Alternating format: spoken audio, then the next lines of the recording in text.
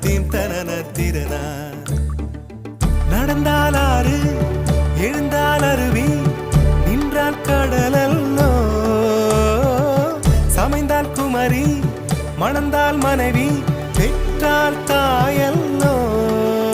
சிறு நதிகளே நதியிடும் கரைகளே கரை தொடும் நுரைகளே நுரைகளில் இவள் முகமே.